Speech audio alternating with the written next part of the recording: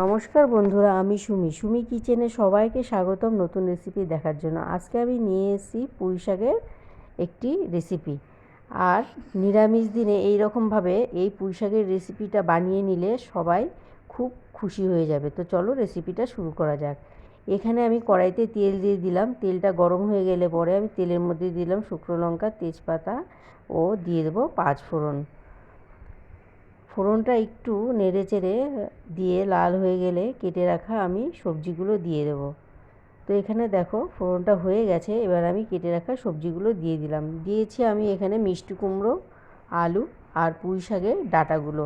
পুঁই শাকের ডাঁটাগুলো যেহেতু একটু শক্ত থাকে ওর জন্য আমি এখানে আগেই দিয়ে দিলাম, যেন একটু কষাতে কষাতে ভালো করে সফট হয়ে যায় আর রান্নার টেস্টটাও বাড়ে। আর দিয়ে দিলাম লবণ আর দিয়ে দিলাম হলুদ লবণ দিয়ে আমি এটাকে ভালো করে একটু ভেজে নেব।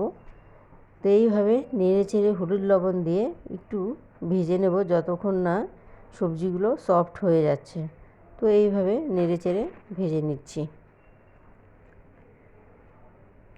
তো ভাজা হয়ে গেছে। আমি আর একটুখানি পরে এসে নেড়ে চেড়ে দেখো কতটা সফট হয়ে গেছে।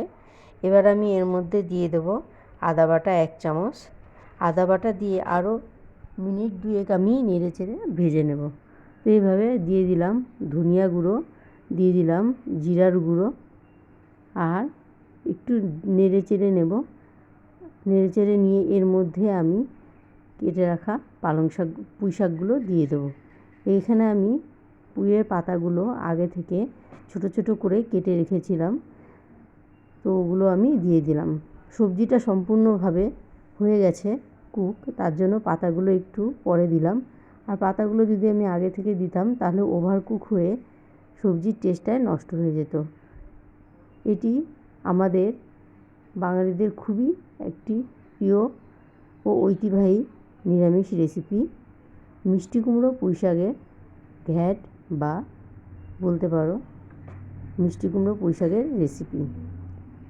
তো এবার একটু সামান্য পরিমাণ হলুদ লবণ দিয়ে দিলাম, দিয়ে নেড়ে চেড়ে একটা ঢাকনা দিয়ে আমি ঢেকে দেব। তো এই রান্না থেকে ঠিক যতটা জল বেরোবে এই জল দিয়েই সম্পূর্ণ সবজিটা আমি এরকমভাবে নেড়ে চেড়ে রান্না করব। এক্সট্রা থেকে কোনো কিছু জল আর ব্যবহার করব না। তো দেখো সবজিগুলো কি সুন্দর সফট হয়ে মিশে গেছে, পুঁইয়ের পাতাগুলো সুন্দরভাবে সফট হয়ে মিশে গেছে। আর এই পর্যায়ে আমি দিয়ে দিলাম ওপর দিয়ে চিনি দিলে কি হয় রান্নার স্বাদটা আরও দ্বিগুণ হয়ে যায়। এই জন্য আমি এখানে হাফ স্পুন চিনি উপর দিয়ে ছড়িয়ে দিলাম। ছড়িয়ে দিয়ে একটু নাড়াচাড়া করে নেব। গ্যাসটাকে হাই মিডিয়ামে দিয়ে যে এক্সট্রা জল আছে যেন একটু টেনে যায়। আর হয়ে গেছে, জলটা দেখতে পাচ্ছ সম্পূর্ণটা টেনে গেছে। এবার আমার রেসিপিটা আমি একটা পাত্রে নামিয়ে নিয়ে গরম গরম ভাতের সঙ্গে পরিবেশন করব। আর আমার রেসিপিটা দেখার জন্য তোমাদেরকে সবাইকে ধন্যবাদ।